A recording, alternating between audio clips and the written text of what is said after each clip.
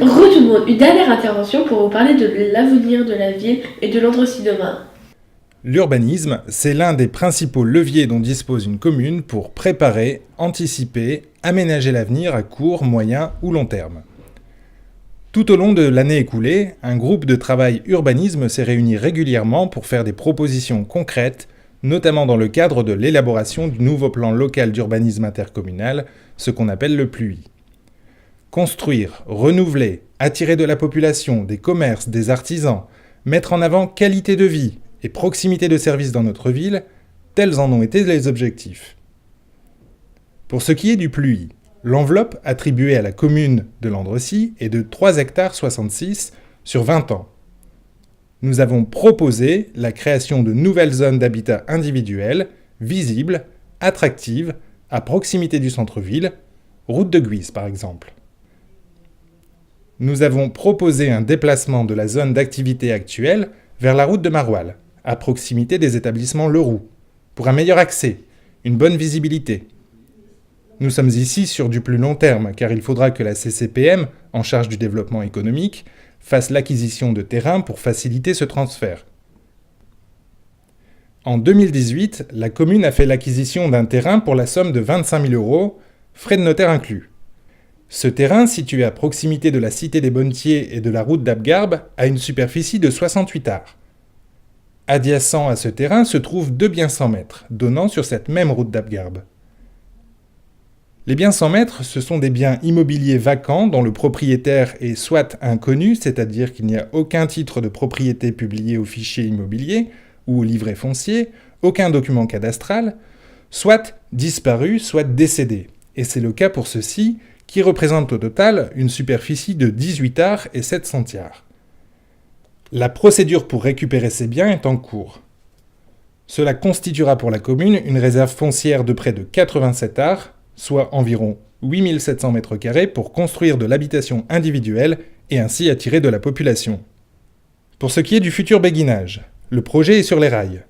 Il se fera sur l'ancien stade de football municipal en partenariat avec Partenaire Habitat.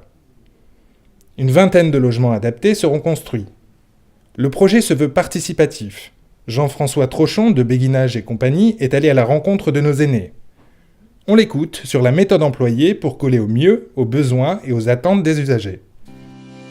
Béguinage et compagnie, depuis 3 ans, c'est un engagement auprès des personnes âgées pour leur permettre de s'associer à un projet d'habitat et construire ensemble un habitat groupé qui leur ressemble. C'est une intervention qui favorise les liens entre les habitants avant même qu'ils soient voisins. C'est leur permettre de se rencontrer, d'écrire ensemble ce projet de vie qui leur permettra de vivre, de vieillir ensemble dans un environnement sécurisant, bienveillant et avec une entraide entre les habitants. C'est vraiment être dans cette relation de projet de vie qui est partagée par tous, avec lequel nous associons les parties prenantes de la commune. Et l'idée, c'est vraiment qu'ensuite, ce projet-là soit porté lui-même par les habitants, que les habitants soient pleinement acteurs de ce projet de vie qu'ils auront co-construit, co-écrit, et sur lequel finalement derrière, la joie de vivre n'a plus d'âge.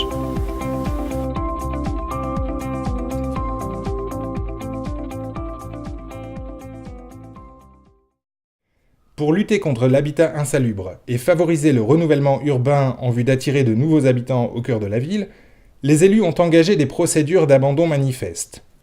Ces procédures nous permettront de venir à bout des biens dégradés, abandonnés, qui ternissent l'image de la commune et impactent le quotidien des riverains, qu'ils soient commerçants ou habitants. La commune n'a pas vocation à garder ces immeubles, mais a l'intention de les revendre par la suite à des privés, des investisseurs qui réhabiliteront ces bâtiments. Au total, ce ne sont pas moins de 5 délibérations qui ont été prises. Une n'a pas eu besoin d'aller jusqu'au bout, car le bien a été détruit, route d'Abgarbe. Celle concernant l'ancien Carmel n'a plus lieu d'être, car nous avons conventionné avec l'établissement public foncier. La maison située 21 route d'Abgarbe, inhabitable, fait l'objet d'un péril irrémédiable. Les négociations sur le prix de vente sont en cours avec la propriétaire qui est sous tutelle, ce qui ne simplifie en rien les choses. Point positif, de potentiels acquéreurs se sont fait connaître. Enfin, celles prises rue du Puy de la Croix et Coron de la Céramique sont toujours en cours pour obtenir une expropriation. Nous sommes ici dans le cadre de successions compliquées, cette procédure est donc la seule issue. Toujours dans cette thématique de renouvellement urbain, une convention a été signée avec l'établissement public foncier, l'EPF, sur le site de l'Ancien Carmel et autour. L'intervention de l'EPF se déroule en 6 étapes. La première, contractualisation avec les collectivités territoriales, c'est-à-dire la ville de Landrecies. La deuxième, négociation et acquisition de biens situés dans le périmètre foncier défini. La gestion et la mise en sécurité du foncier acquis, puis la réalisation de travaux de requalification si nécessaire, la cession du foncier prêt à un nouvel usage à la collectivité ou à tout autre opérateur que celle-ci aura désigné, et enfin le suivi du projet réalisé par la collectivité. Ce projet futur devra mêler habitation et commerce. Ce sera aussi un moyen d'améliorer le stationnement en centre-ville. Merci à toutes et à tous pour votre attention, c'était le CMJ TV. Coupé. C'était bien. Super, c'était vraiment bien. Bon, on doit vous laisser, j'ai rendez-vous seul.